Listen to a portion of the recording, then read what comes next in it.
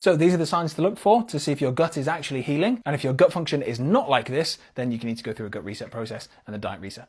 Signs your gut is healing for eczema sufferers and other chronic and autoimmune conditions. So one of the best signs that we can use is your bowel function. So let's go through what it should be and some of the issues that we commonly find. So checking your poop is important. How often you poop, the consistency, the color, the smell, the frequency, all of those things are really important benchmarks. So let's run through what they should be. So one of the questions I'll ask on the assessment is how many bowel movements will you have each day? Some people will say each day, oh, I go like once or twice per week. That will put you on the low end. Where we would love you to be is 1 to 2 bowel movements per day. If you are above or below that, it could be an indication that the gut is not healed yet and that there are some other issues guiding that process, either the intake of fiber or the amount of inflammation in the body or dysbiosis, which is an imbalance of gut microbes. If it's very loose and it's very often and it's offensive to the nose, then that's normally an indication that we have a pathogenic microbe that's currently causing some issues down there. So 1 to 2 movements per day. And the next question I'll ask is, in terms of consistency, is it very hard or is it very soft or is it somewhere in between? Very hard normally means that we have an issue with hydration, or we're just having loads and loads of fiber. That's not such a common reason. If it's very soft, we have quite the opposite. So not enough fiber, or again, it can show us that we have some bacterial issues within the gut itself, and so it's not healed. So it should be smooth like a sausage, okay? So smooth like a sausage. I know no one's poop looks like that, but it should be nearly there, all right? So smooth like a sausage, not like really cracked, all right, or made up of lots of pebbly bits, like really dry rabbit droppings, and it shouldn't be completely mushy and watery as well. All right, this is the Bristol stool chart, although it's the inverted way around. You don't need to know that. All you need to know is it really, really hard, soft, pebbly, smooth like a sausage, or is it over to the watery end? We want you here. Next is color. So one of the questions I'll ask is it very light or pale or yellow? Or is it very dark, or is it somewhere in between? We would like you, of course, to be in between. So medium brown. If it's yellow or light or pale, that often indicates quite fast poop. So it's moving through the digestive tract really quickly. It's not being digested properly. If it's really dark, that sometimes can be due to what we're eating, or some of the supplementations we might be taking, like iron supplements. But if you notice green within the stool, that can be an indication that your gallbladder is producing either a lot of bile, or that bile isn't being digested and absorbed properly. So again, an indicator that the gut has not quite finished healing. Next, I'll ask, is it offensive to the nose, or is it just normal bowel movement smell? If it's offensive to the nose, remember, one of the functions, or your primary function of your nose, is to detect microbes in the environment that can harm you. Not just to detect really good smelling food, but also to detect microbes. So if we cooked a chicken, we leave it out on the worktop for 2 weeks in the sun, it's gonna reek. Why? Because your nose is designed to detect microbes in the environment that can harm you. That's why they smell. And so if the stool is offensive to the nose, very often that can mean we have an overgrowth of pathogenic or opportunistic microbes within the gut microbiome, hence your gut is not finished healing yet. So it shouldn't be offensive to the nose, it shouldn't be a real head turner. If you're not sure, ask your partner, ask your friends, ask your family, because they will definitely tell you. Next, any blood or mucus in the stool at any time.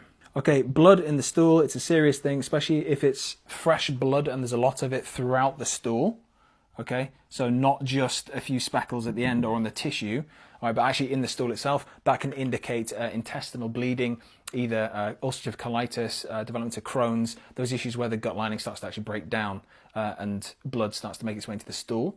That's one version of the blood, but most commonly if somebody says, yeah, there is a bit of blood on the tissue, normally it's just through, if you've got to break down the skin near the exit. And then mucus is often a sign of either a dairy issue. So upon increasing your consumption of dairy or having a lot of dairy, if you have mucus, dairy produces mucus within the body, which is why after a bowl of yogurt, some people will find a bit more mucus in the throat. But what we're looking for here is persistent mucus even in the absence of dairy.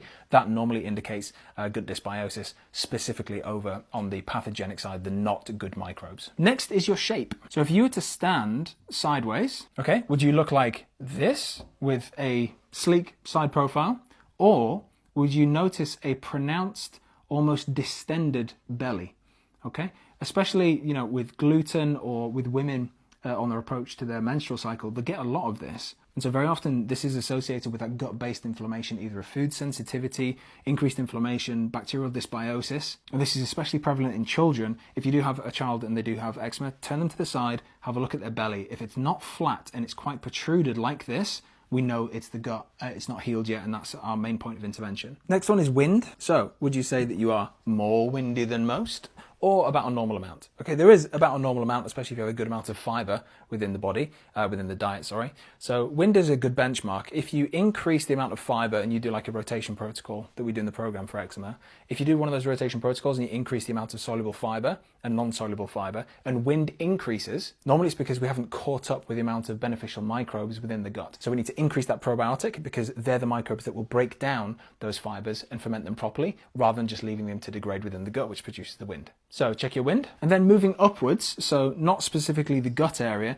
but the upper part of the digestive tract. So we have esophagus to stomach, to small intestine, through the ileum into the ascending colon, transverse colon, descending colon, rectum, anus, and then the appendix. If we have issues in this section, there are some other things that are at work. So if you have acid reflux or excessive belching, please don't just take like a Pepto-Bismol, things like that. Bismol comes from bismuth. Bismuth is a heavy metal. Heavy metals can be an issue. If there's one thing the stomach doesn't have, it's too much acid. That's where the acid goes. If there are reflux issues, then firstly check your diet. Second of all, if you go to the NHS, they may actually be able to give you a H. pylori test. If you present with those symptoms, H. pylori, it can survive in more acidic environments. All right, and if we have other issues within the digestive tract and the gut, very often we'll find H. pylori within the gut as well.